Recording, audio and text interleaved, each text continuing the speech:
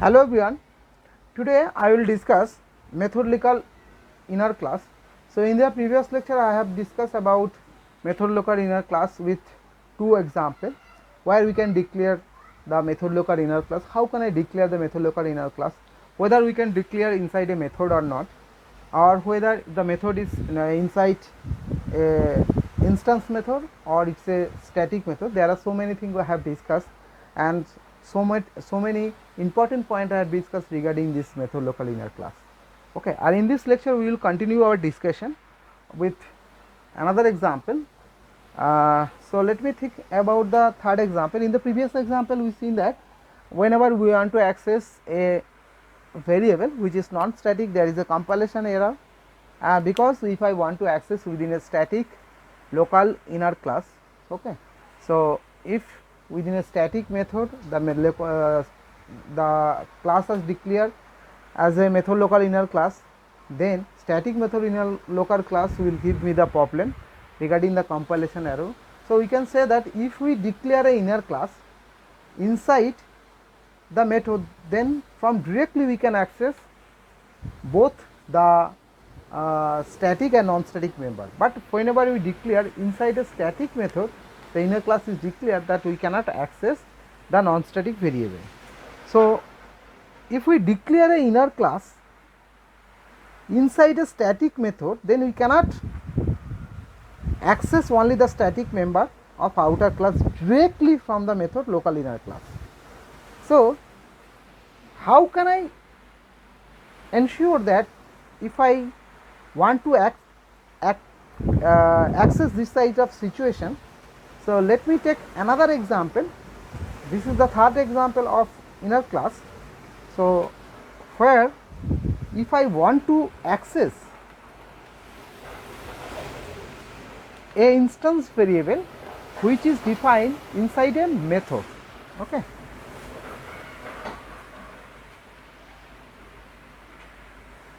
I want to say that here one of the instance method variable is integer x equal to 10. So that variable is declared inside a method. So where this is a instance, this variable is called local variable, and if I want to access this local variable, what will happen? Is it acceptable or not? So let me show you the full example of this program. Yes, now it is clear, I think. So let me first explain the program. After that I will explain what will happen if I want to access this variable. So in this example I have taken the same example, class name public test, and within that we have declared public void main n1, but the only difference is within this method I have also declared a local variable. Okay, so that variable is called local variable, and I have declared a class name is class inner, and public void m2 my method name, and within this method I use system.out.println x. That means I want to access this variable.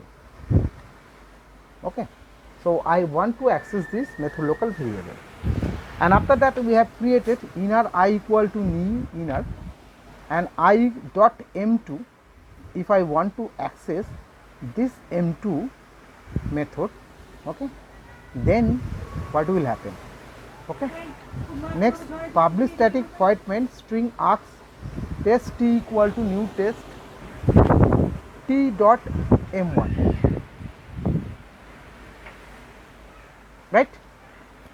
So this is the complete example if I want to access the method local, if you want to access a local variable. Now the question is whether it will be executed or not. Is there any error?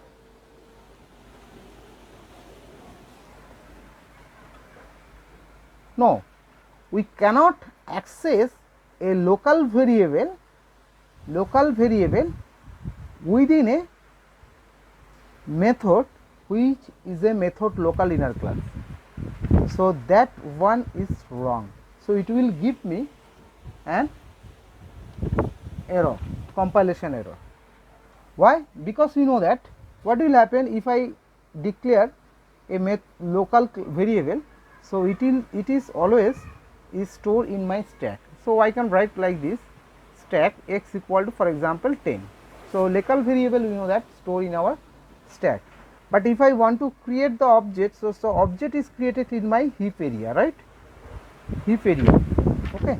So inner I, so I object,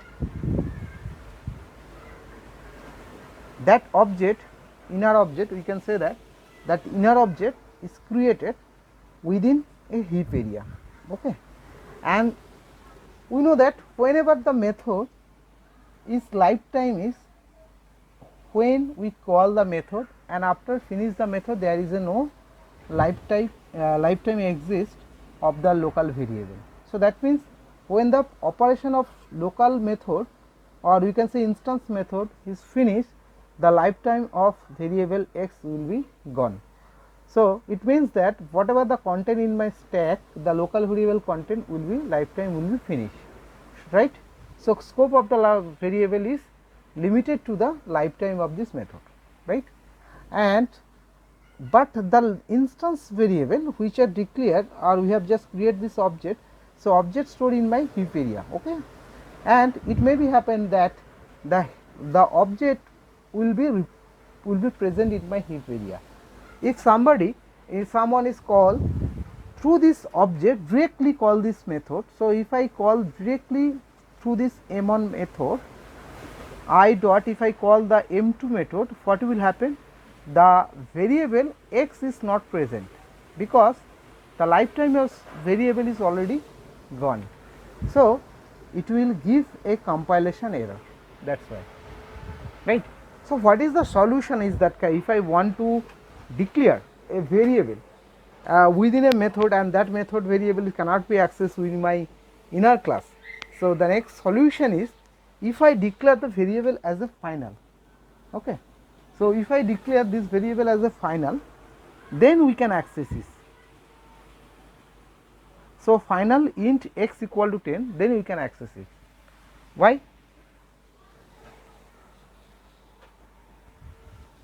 Because we know that whenever we declare a variable is final within a method local, then we can say, or we can say local variable is a final. We know that the final is always replace the local variable with value. That means it will replace this value is 10. Okay, instead of x, it will replace by its value. So final is always replace the local variable with this value. So if I want to the final variable, if I the line is should be system.out.then 10. Okay. So if the variable, so if the method lifespan is already gone, but the value here I am just calling system.out.println then dot, there is a no problem. So I will get the output 10. So where the object is present, and if I want to access this method directly, I will get the system.out.println, okay, system.out.println then 10. Okay. So it will give me the output as a 10. Okay. So we can declare a inner class inside a static method, then we can access only static member of the outer class directly from the method local inner class, and from the method local inner class we can't access the local variable of the method in which we declare the inner class. But if the local variable declare as a final, then we can access it, right? So whenever the local variable is declared as a final, we can access it. The only reason is because the final variable, specifier is modifier is used to replace the local variable with this value. So that's why you can access it. So there is no problem. Now there is a final review example, so that you can get the idea what I want to say about the method local inner class.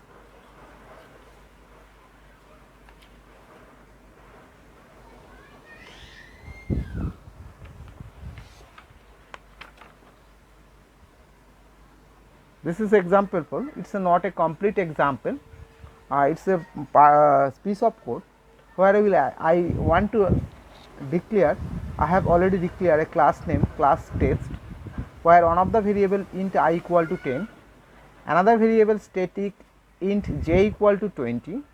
So these two variable are belongs to this method, so we can say it's a instance variable, and within this method I have declared two variable. One of the variable is int k equal to 30, another variable is final int m equal to 40.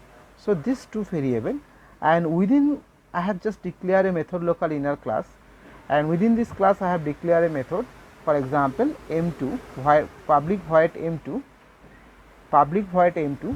and within that I have just declared a one of the line. My question is line 1.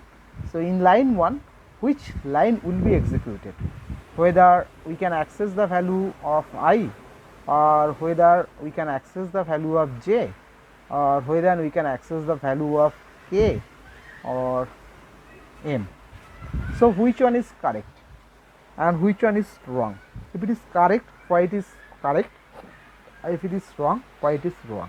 So that is the question regarding what we have discussed in the previous lecture as well as this lecture regarding the method local inner class. So let me explain. First one is, this is a instance variable, okay, right, and that is also instance variable. So here the method is a instance method, okay. So it's a normal instance method, it's not a static method. So in our discussion we know that within a static non-static method we can access both the static variable as well as non-static variable. So this is non-static variable and this is my static variable, right. So here if I want to, in line 1 we can replace the int I equal to 10. So that means we can access the system.out.println I. Why? Because this is a non-static method, and within a non-static method I have declared a method that is called inner. So inner class, so that is method local inner class, and as per our discussion our properties of method local inner class, that from method local inner class we can access both the non-static variable and also the static variable, okay, static context or non-static context. So here both are line is executed, so I is correct.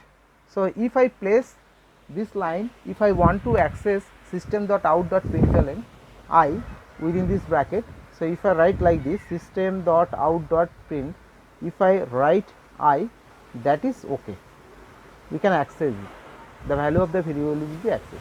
Even if I write j, so that is also accessed. Why? Because it is a non-static method. So within a non-static method we can access the static method directly, there is no problem, right. And the third one, if I want to access want to write system.out.println k, whether it will be accessed or not. In the just I have mentioned that in the previous example, that if I declare a method local inner class, and this if I declare a local variable, so local variable will be not accessed by this inner class, right. So this k will be not accessed. If you don't know, please repeat the concept of previous example, you can get the idea why I am saying that k will be not executed, okay, k will be not executed due to this reason, because we cannot access a local variable within my method local inner class. So that's why the k is wrong, okay.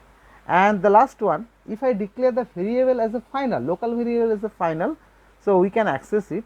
So if I write this is m, then it is okay. So m is okay. So out of 4 line we can access only 3 line. 3 I can access the value of I can access the value of j, and I can access the value of m, but we cannot access the value of k, right. So in this lecture I have discussed with 2 other example what is the use of method local inner class and how can I use the access the local variable of a method, that the instance method is declared within an instance method. Even I have discussed about if the method is static, then how can I access it, and if I use the final variable, whether it will be accessed or not.